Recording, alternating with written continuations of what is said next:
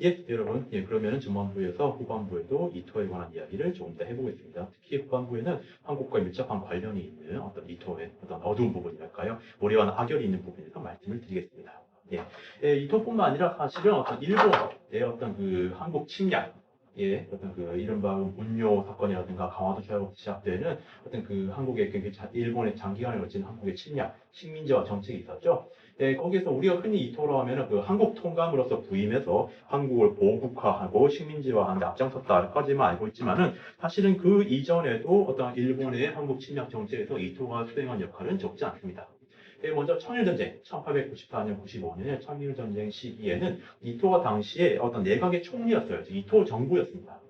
그 당시에 이토는 내각의 총리로서 청나라와 어떤 그 일전을 불사해서라도 한반도에서 어떤 청의 어떤 영향력을 배제하도록 하겠다라는 최종적 결정을 내려서 결국 청나라와의 전쟁을 하게 됩니다.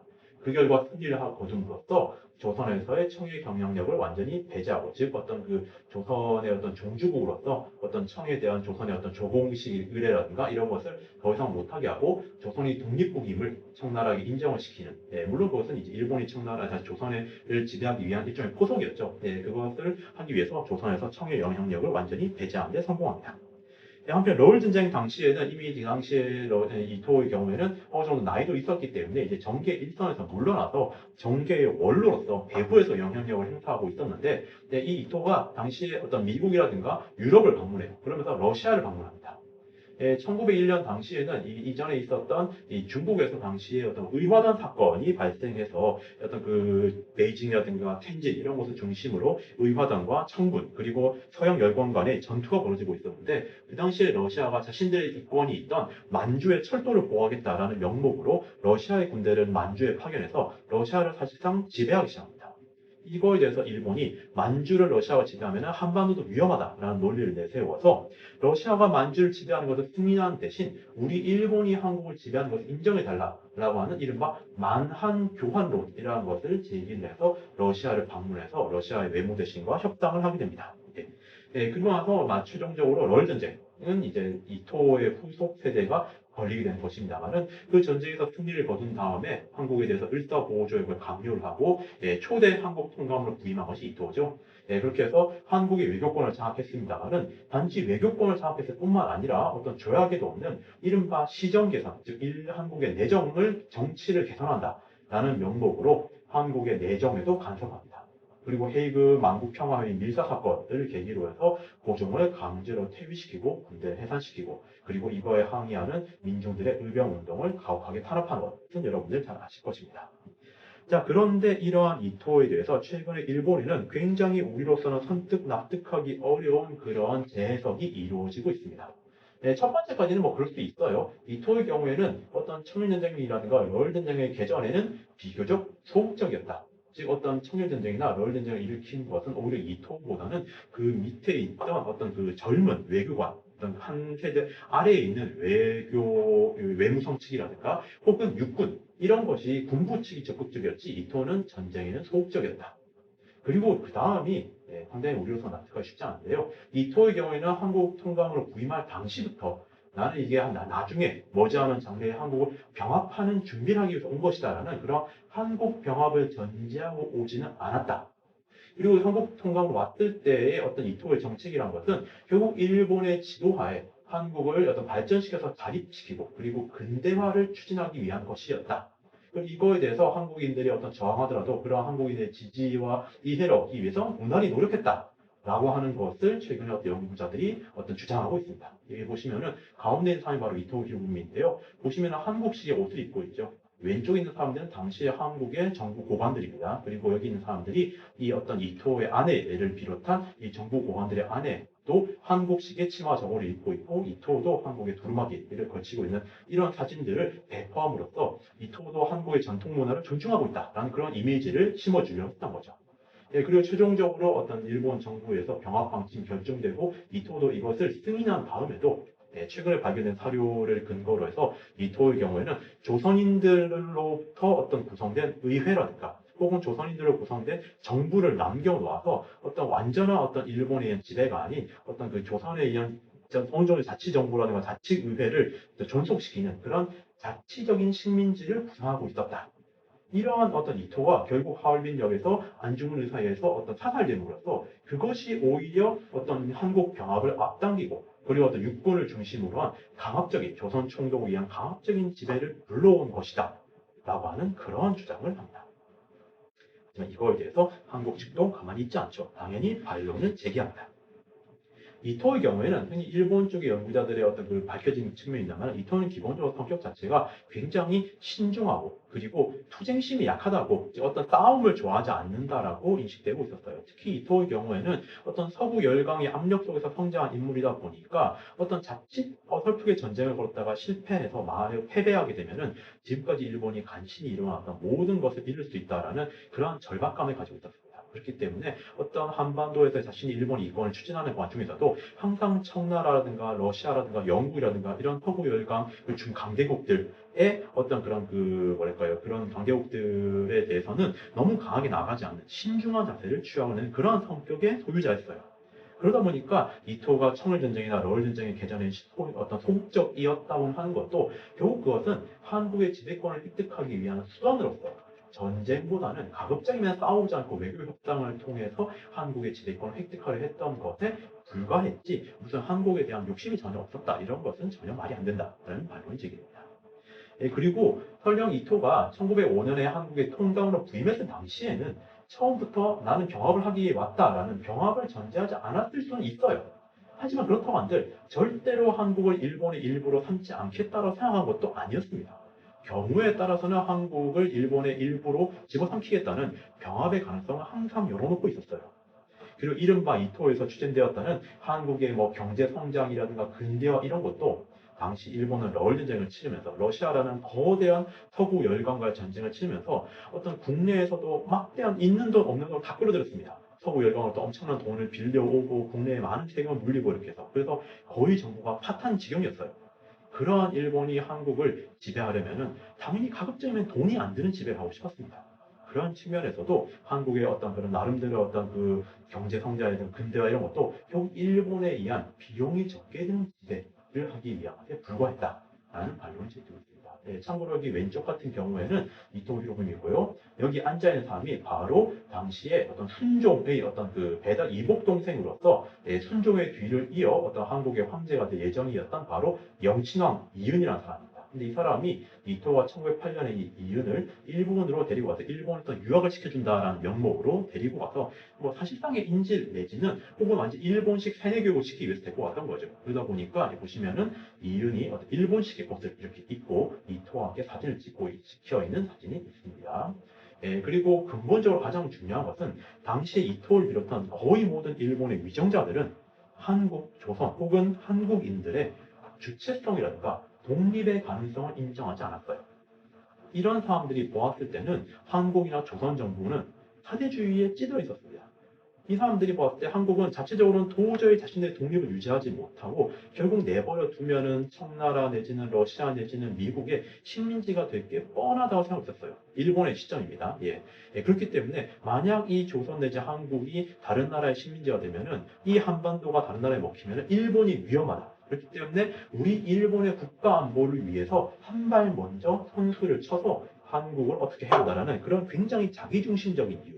한국은 자립하지 못한다. 사대주의에 쩔었기 때문에.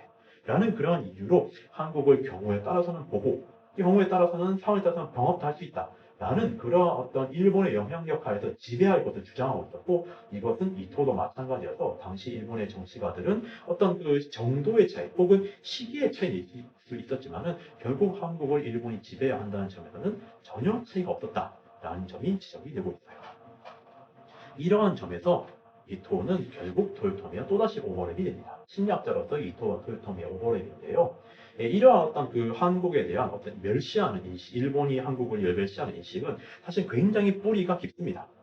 일본의 지배층들, 예를 들어 어떤 천황이라든가 천황의 주변에 있던 귀족들, 이런 고대 일본의 지배층들, 이런 사람들은 이른바 진구황후라는 사람이 있어요. 신공황후라고 하는데요. 이 사람은 일본의 그 역사서인 일본서기라든가 고사기에 나온 인물이다만은 이 사람이 두 차례에 걸쳐서 한반도를 침략해서 신라라든가 혹은 가야 이토를 어떤 그 지배하고 거기서부터 조공을 받았다라는 그런 기록이 있어요. 1차 침략의 경우에는 신라를 공격해서 신라왕의 항복을 받고 그거에 놀란 고구려 백제 왕들이 다 어떤 바다가 마르기 전까지 일본의 조공을 바치겠다라고 맹세했다라는 기록이 있습니다. 그로부터 약 40년 뒤에는 또다시 신라를 공격해서 신라의 항복을 받고 아예 가야를 정복한 다음에 거기를 계속 일본이 지배하고 있었다. 이른바 임나일본무설의 뿌리가 되는 내용입니다. 이거는 어떤 중국이나 한국의 사설에도 나오지 않고 그 자체가 굉장히 허무맹랑한 신화적인 이야기가 너무 많아요. 그렇기 때문에 거의 사실로 받아들일 사람은 거의 없습니다만은 적어도 그러한 역사서를 계속 같이 공부했던 자신의 시조의 역사로서 그것을 계속 읽어 나갔던 천황이라든가 주변의 귀족들 이런 사람들이 보았을 때 한반도의 국가는 일본 천황에게 조공을 바쳐왔던 그리고 지금은 바치지 않지만 언젠가는 반드시 바쳐야 할 존재로 인식하고 있습니다. 그래서 그로부터 몇 천 년 이상이 지난 시기에 이토에 의한 한국 침략 정책은 어떤 그런 그 진구황후라든가 혹은 토요토미 히데요시 등이 이루지 못한 조선 정복이라는 그러한 꿈을 대신 실현시켜준 것으로 어떤 풍자와 등에서 묘사가 돼요. 여기 보시면 이것은 1907년 한일 신협약 혹은 정미 7조약이라 해서 고종의 퇴위라든가 어떤 그 통감해야 한국 내정 간섭 그리고 군대 해산 등을 정한 조약인데요. 그것을 여기 이완용이 무릎을 꿇고 조약에 도장을 찍으니 여기 있던 이토요구미가 의자에 앉아서 내려다보는 모습인데 그것은 저기 하늘나라에 있는 여기 여성이 바로 진구황후입니다. 여기 빨간색으로 표시된 이 사람이 바로 토요토미 히데요시예요. 뭐 그 외에도 사이고 타카모리 이렇게 한국을 정복해야 된다고 주장한 사람들이 저승에서 이 모습을 내려다보면서 드디어 나의 꿈이 실현되었구나 라고 하면서 흐뭇한 표정을 짓고 있는 그러한 모습을 담은 당시의 도쿄 펍이라고 하는 어떤 그 만화 시사 잡지의 그림입니다. 그로부터 3년 뒤에 이토도 사망을 하고 한국이 완전히 일본에 의해서 강제 병합이 된 시기에 똑같은 잡지에는 좀 더 노골적으로 이것이 묘사되어 있어요. 이토가 이제 안중근 의사의 청에 맞아 저세상으로 간 이토가 역시 저세상에서 토요토미 히데요시를 만나면서 악수를 하는 모습입니다. 여기서 어떤 대화를 나누는가? 토요토미가 이렇게 이야기해요. 오, 이토공이신가? 의외로 빨리 오셨구만. 자네 가슴의 상처는 무엇보다 귀한 훈장일세. 즉 안중근 의사에 의해서 맞은 그 총상은 무엇보다 귀한 훈장일세. 라고 하니까 이토가 이거에 대해서 이것도 우연히 일어난 일이라서 말이지. 그렇지만 300년이 지나서 비로소 그대의 꿈을 이루었네. 라고 해서 결국 어떤 내가 한 것은 이 토요토미 히데요시 당신의 조선 정복의 꿈을 이룬 것이다. 라고 어떤 그 당시의 풍자화를 통한 당시 일반적인 일본의 대중들은 결국 어떤 이토는 어떤 이렇게 도요토미가 이루지 못한 혹은 그 이전의 사람들이 이루지 못한 어떤 그 한반도 지배라는 것을 실현한 일종의 순교자 내지는 어떤 그런 그 사람으로서 묘사가 되고 있습니다. 이러한 점에서 어떤 이토는 살아서는 어떤 급속한 입신 출세의 상징으로서 토요토미에 비견되고 죽어서는 일본의 한국 지배를 실현한 인물로서 역시 토요토미에게 비견되는 인물이라고 할 수가 있겠습니다. 자, 마지막으로 이러한 이토, 그리고 이토로 상징되는 근대 일본에 대한 어떤 최종적인 어떤 그 평가를 내도록 하겠습니다. 이미 작고한 어떤 일본의 어떤 그 저명한 정치학자인 오카 요시타케라는 사람이 근대 일본의 정치가라는 그 굉장히 고전입니다만 그 명저에서 이토에 대해서 굉장히 어떤 간단 명료한 어떤 평가를 내리고 있어요. 그리고 이토로 상징되는 근대 일본의 어떤 그 아시아 정책에 대해서 굉장히 명료하고 명쾌한 답을 내리고 있습니다. 메이지 일본의 외교로 하는 것은 서양 대국과의 관계에서는 굉장히 신중하고 협조적, 종속적이었지만 청나라 항구에 대해서는 걸핏하면 고압적이고 공세적이었다. 이러한 것은 저항이 심한 경우에는 약하게, 저항이 덜한 경우에는 세게 나오는 그런 이토의 성격과도 닮아있다. 그리고 이토는 이러한 대한국 정책을 자신의 이러한 강자에게는 약하게, 약자에게는 강하게 나오는 이러한 자신의 성격을 전면적으로 살리면서 수행을 하였고 결국 이것이 그 흉견, 즉 이토의 사사를 초래한 것이다 라고 해서 결국 이토라고 하는 것은 근대 일본의 외부 세계에 대한 이중적인 자세, 강자에게는 약하게, 약자에게는 강하게 라는 그러한 자세를 상징하는 어떤 성격적으로나 이 사람 이토에서 실현된 정책적으로나 상징하는 인물이 바로 이토였다라고 이렇게 평가를 내리고 있고 이것은 지금도 굉장히 어떤 그 의미가 있는 평가라고 생각이 됩니다. 자, 마지막으로 이제 오늘날 한일 관계에서도 또 최근에 굉장히 또 하나의 이슈가 된 예부적 어떤 한일 관계나 어떤 신문 같은 데서 좀 관심 있는 분들이 보셨던 어떤 그 하나 이슈가 있죠. 물론 굉장히 많은 이슈가 있습니다만 그 중에서 또 하나가 바로 여기에 있는 탄광, 현재 일본의 나가사키 현에 속해 있는 하시마로 불리는 탄광으로서 흔히 군함도라고 불리는 곳입니다. 군함도 영화도 나왔었죠, 몇 년 전에. 예, 그리고 왼쪽에 있는 것이 바로 이토 히로부미가 배웠던 요시다 쇼인이 세웠던 굉장히 조그마한 그 서당에 가까워요. 예, 그런 조그마한 사립학교인 쇼카 손주쿠라고 하는 사립학교입니다.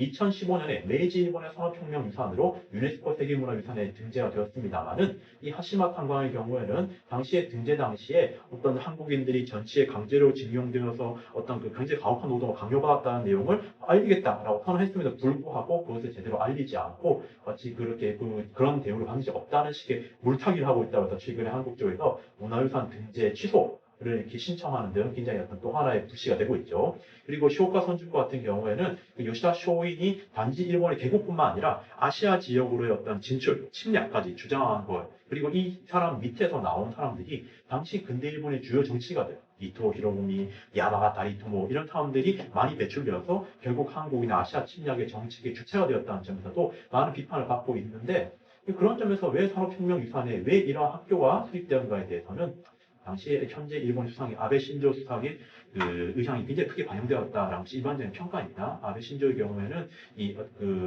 자기 본인 스스로가 이 요시다 쇼인을 굉장히 존경한다. 가장 존경한 인물로 꼽고 있고 또 이 사람의 출신 자체가 야마구치 현으로서 자신의 어떤 권력 기반이기 때문에 좀 그 지역의 사람들의 어떤 그런 그 요구를 받아들여서 산업혁명 유산에 어울리지 않는 이런 어떤 유산을 유네스코 세계문화유산으로 등재를 했어요.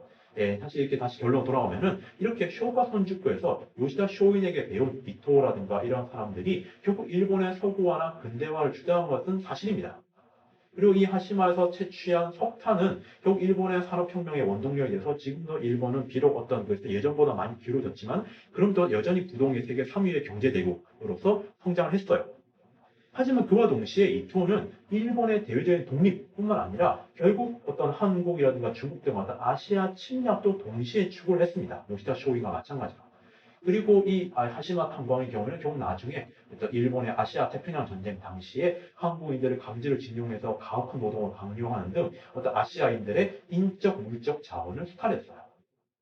이러한 어떤 일본의 어떤 밝은 부분만을 어떤 그 강조해서 상대적으로 이 어두운 부분을 배경에 묻히게 하는 이러한 어떤 모습은 결국 좋지 않다라는 것. 그리고 이러한 어떤 역사의 밝은 부분과 어두운 부분을 가리는 것은 비단 일본뿐만 아니라 한국의 경우에도 우리도 항상 이것을 유념하고 항상 어두운 부분에 대해서도 이렇게 빛을 비추는 그러한 자세를 가져야 한다는 점을 마지막으로 말씀을 드리도록 하겠습니다. 자, 네, 이렇게 해서 약 35분간에 걸쳐서 여러분들에게 이토 히로부미에 대한 말씀을 드렸습니다. 네, 여러분 경청해 주셔서 감사합니다. 강의 이것으로 마치도록 하겠습니다.